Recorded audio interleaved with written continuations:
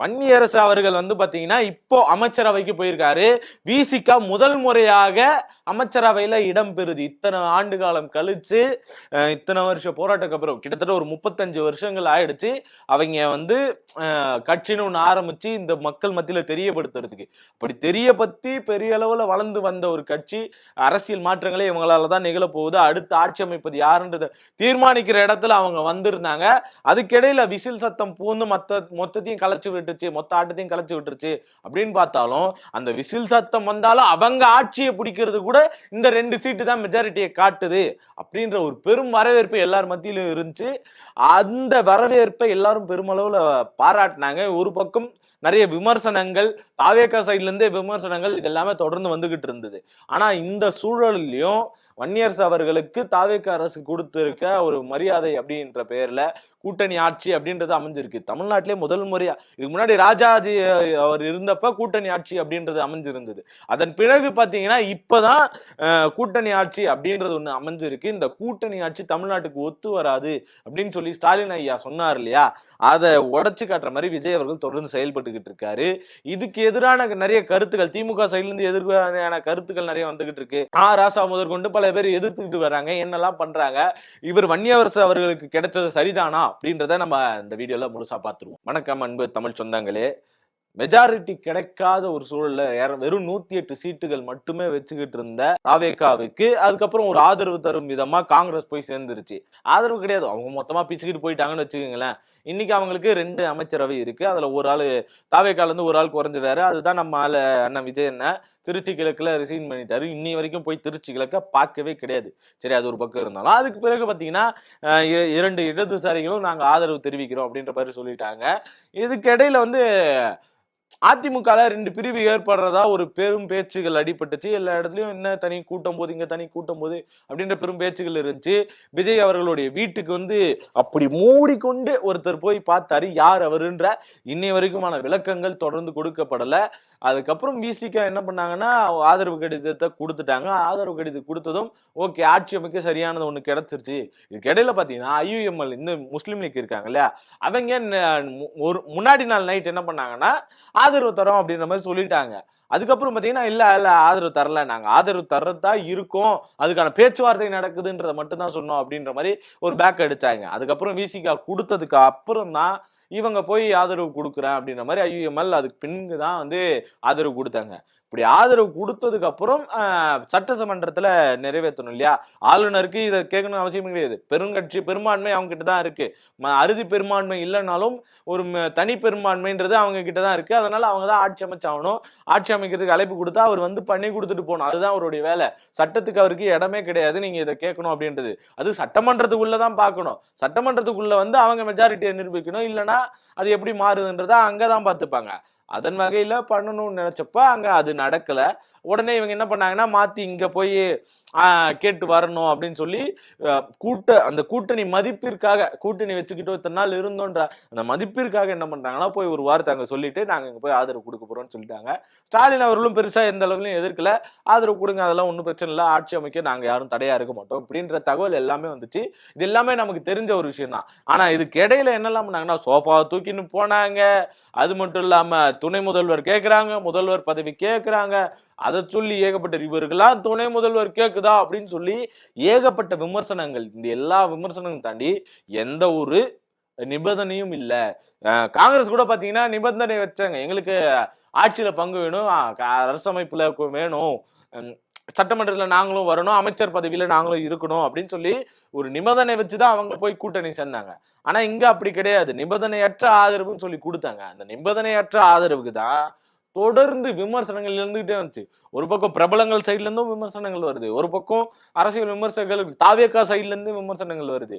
ஏன் தாமதம் வருது? முதல்வர் பதவியா மாத்துறதுக்கே அவருக்கான வேலைகளை கொண்டு வந்தாங்க, முதல்வர் ஆக்குறாங்கன்னு சொல்லியே பல பேர் பேசிட்டு இருந்தாங்க. திமுக அதிமுக கூட்டணின்னு சொல்லி வந்துகிட்டு இருந்துச்சு. இது எல்லாத்தையும் கடந்து நிபந்தனையற்ற ஆதரவுன்னு ஒண்ணு கொடுத்ததுக்கு அப்புறம் அமைச்சரவையில பங்கேற்பாங்களா இல்லையா அப்படின்ற பெரும் கேள்வி எல்லாருக்கிட்டையும் எழுந்துட்டு வந்துச்சு. நேத்து வரைக்கும் பாத்தீங்கன்னா ஒரு நாள் முன்னாடி வரைக்குமே இவங்க அமைச்சரவையில இல்ல அப்படின்ற மாதிரியான ஒரு சூழல் தான் நிலவிட்டு இருந்துச்சு. இன்னும் முடிவெடுக்கணும். ஆதவர்ஜனா ஓப்பன் டாக்கா கொடுத்தாரு, அமைச்சரவையில நீங்க பங்கேற்கணும், விசிகா பங்கேற்கணும் அழைப்பு கொடுத்துருக்காங்க. IUMLக்கும் விசிகாவுக்கும் கொடுத்துருக்காங்க.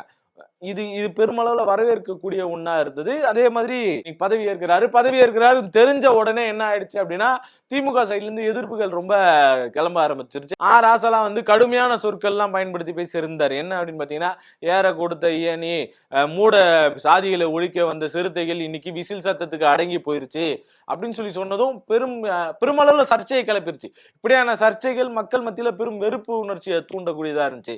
ஒரு பக்கம் மன்னியரசுக்கெல்லாம் வந்து சாபக்கேடுப்பா அமைச்சரவை கொடுக்கறதுன்னு கமெண்ட் போட ஆரம்பிச்சிட்டாங்க. நியாயமா ஒண்ணு யோசிக்கணும். இன்னைய வரைக்கும் எத்தனை பேருக்கு பாஸ்போர்ட் இருக்கு, இதை பாக்குற எத்தனை பேருக்கு பாஸ்போர்ட் இருக்கு?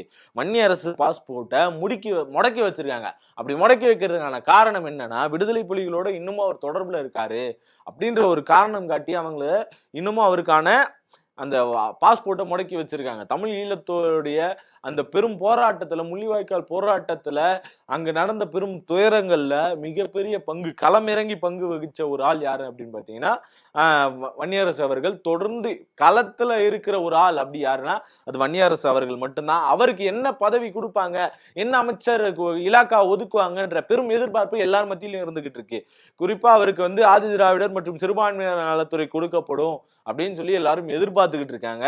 அது மட்டும் இல்லாம என்னுடைய விருப்பம் என்ன அப்படின்னா, பள்ளி கல்வித்துறையை தூக்கி ராஜ்மோகன் கிட்ட இருந்து இல்லாம வன்னியரசு அவர்களுக்கு கொடுத்தோம் அப்படின்னா அதுதான் மிகப்பெரிய ஒரு உந்துதல் சக்தியா இருக்கும். கல்வியிலிருந்து, அடிப்படை கல்வியிலிருந்து எப்படி இதை மாத்தி கொண்டு போகணுன்றத சின்ன பசங்க மத்தியில விதைக்கிறதுல வன்னியரசு அவர்கள் கண்டிப்பா மிகப்பெரிய வேலையை செய்வாரு அப்படின்னு சொல்லி நம்ம எல்லாரும் எதிர்பார்த்துக்கிட்டு இருக்கோம். ஆனா அது கிடைக்க வாய்ப்பு இல்லை. அது ஆல்ரெடி கொடுத்துட்டாங்க.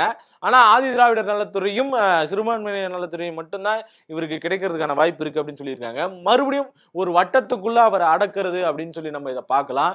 ஏன்னா அவருக்கு இதுலதான்ப்பா ரொம்ப அனுபவம் இருக்கு. மக்கள் எல்லாம் எப்படி பாதிக்கப்படுறாங்க, அதுக்கு சரியா பேசக்கூடியவர் இவர் தான். அதுக்கு சரியா இலாக்காக்களை எடுத்துக்கொண்டு போய் திட்டங்களை வகுக்கக்கூடியவரும் இவர் தான். அதுக்கான சட்ட திட்டங்களை வகுக்கிறதுக்கு இவர் தான் சரியான ஆள் இருப்பாரு அப்படின்னு நீங்க 1008 சொன்னாலும் அது அடிப்படையில இருந்து மாத்தணும். தலைமுறையில இருந்து மாத்திட்டு வரணும். அப்படி பண்றதுக்கு கல்விதான் மிகப்பெரிய ஆயுதம். அந்த கல்வி ஆயுதமா கொண்டு இப்படி மாற்றி அமைக்கிறது அடுத்து வர தலைமுறைக்கே அது மாற்றமா கொடுக்கும். ஏன் ஐயுஎம்எலுக்கு அவங்களுக்கு கொடுத்தா ரொம்ப சரியா இருக்கும். சிறுபான்மையினருக்கும் ஆதிராவிடர்களுக்கும் அந்த நலத்துறைய ஐயுஎம்எல்க்கு இருக்கக்கூடியவருக்கு கொடுத்தீங்க அப்படின்னா அது ரொம்ப சரியா இருக்கும்ன்றது என்னுடைய கருத்தா இருக்கு.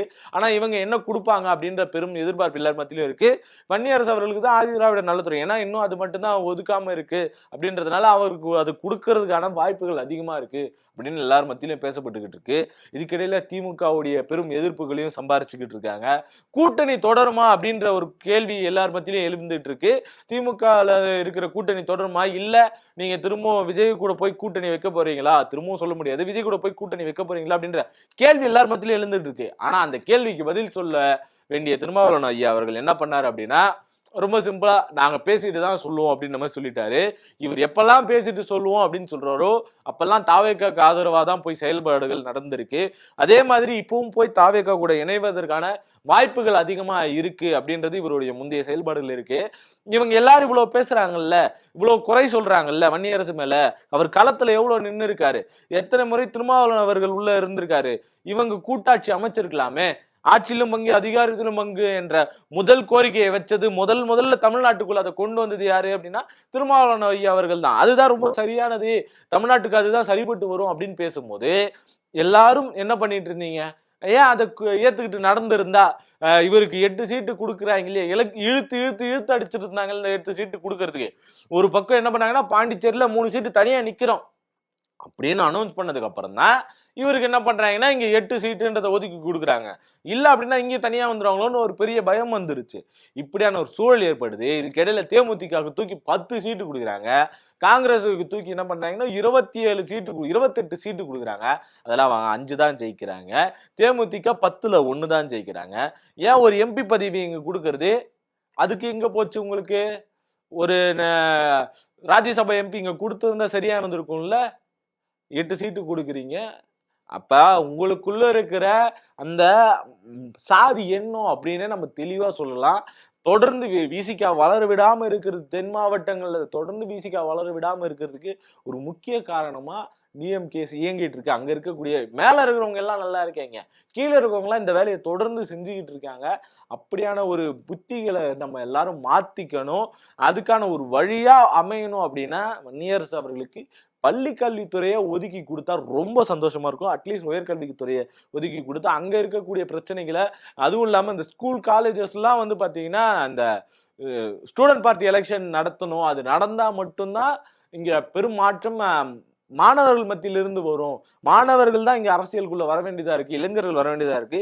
அந்த வருகை ரொம்ப குறைவா இருக்கு. அவங்க எல்லாருமே வெறும் திரைபிம்பத்தின் பின்னாடி போய் மாட்டிக்கிறாங்களோ அப்படின்ற ஒரு பெரும் பயம் இருக்கு. அது எல்லாத்தையும் மாத்தி அமைக்கக்கூடிய இடத்துல இந்த அரசு செயல்படணும், மந்திரிகள் அப்படி செயல்படணும். இந்த மந்திரிகள் அப்படி செயல்படுவாங்களான்ற பெரிய கேள்விக்குறி இருக்கு. அந்த கேள்விக்குறியை நிவர்த்தி செய்யும் வகையில எப்படி இருக்கும் அப்படின்றத நீங்களே யோசிச்சு பாருங்க. நீங்க மக்களே, நீங்க சொல்லுங்க, வன்னியரசு அவர்களுக்கு எந்த துறை சரியா இருக்கும் அப்படின்றது நீங்களே சொல்லிட்டு போயிடுங்க. மறக்காம கமெண்ட்ல லைக், சப்ஸ்கிரைப் இதெல்லாம் பண்ணீங்கன்னா கூட கொஞ்சம் நல்லா இருக்கும். நன்றி.